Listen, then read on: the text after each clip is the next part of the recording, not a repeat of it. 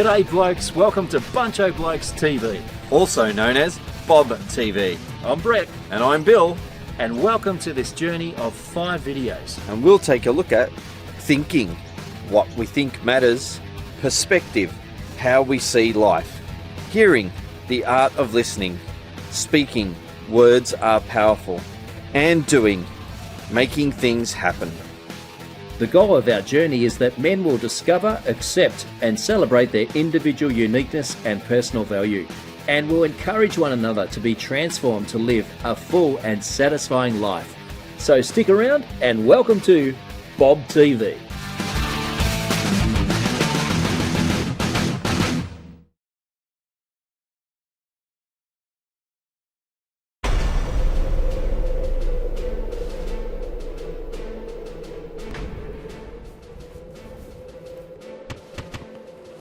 Lord Reckon. Reckon of my brains.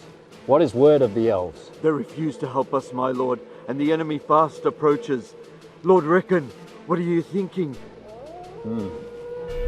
I'm thinking, Reckon. I'm thinking that we charge into the face of the enemy with all our valor and strength. Yeah! That hurts! Oh. Or we could retreat to the north, wait for word from the elves. Yes, good thinking. Very good.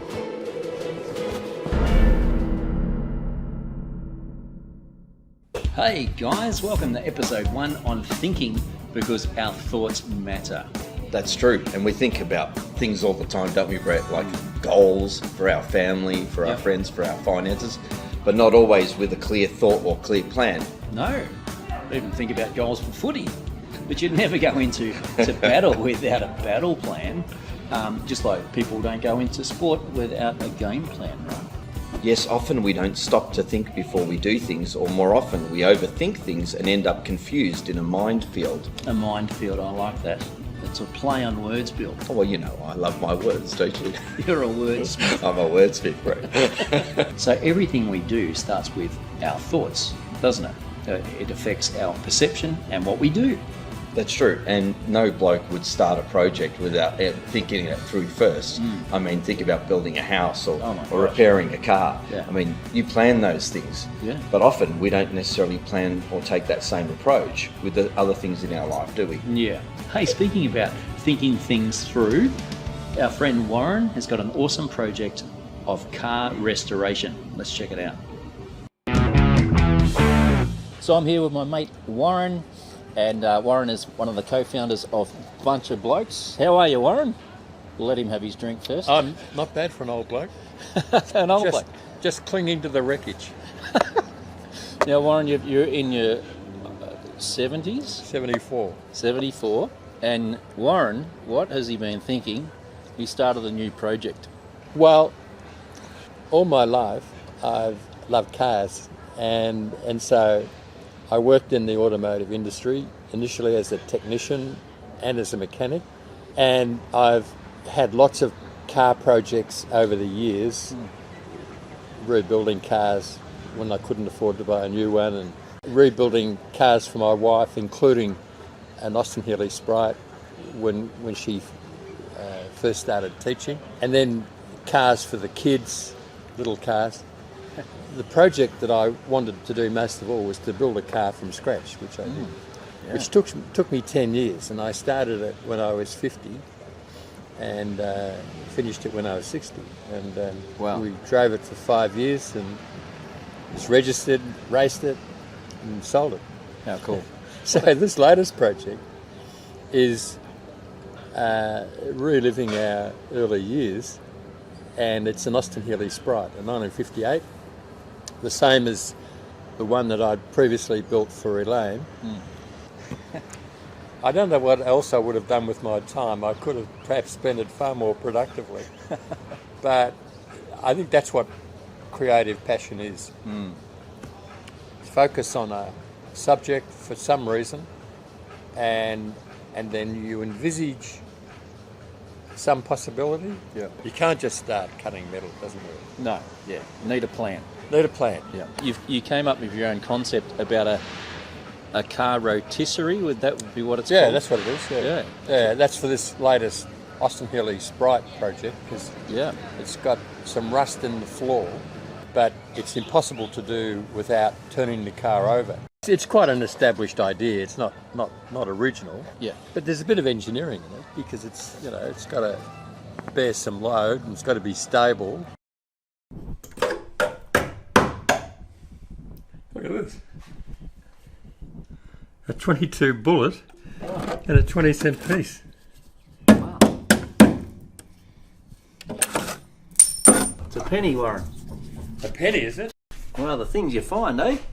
1950.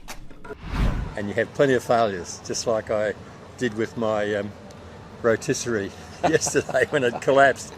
But you didn't give up. No, I knew what was wrong. Yeah. And I knew I'd made the mistake. And I left a piece out of the construction that I'd put in the design. I was cheating. And so it collapsed. And so now I've had to, I had wheels on it, so I had to take the wheels off, and now it's too low and I can't turn the car completely. So the moral of the story is no shortcuts in life. Yeah, just do it right. So think it through. Yeah. Life, think about it. Yeah.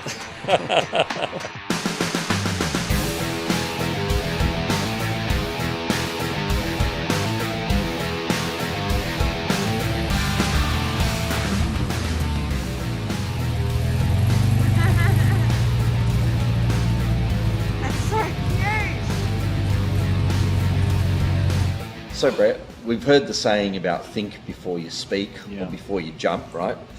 And look, there are some guys out there who know how to achieve their goals without any problems at all. Yeah. But it makes you wonder, do they think about their thoughts before and how they may impact on others in their lives?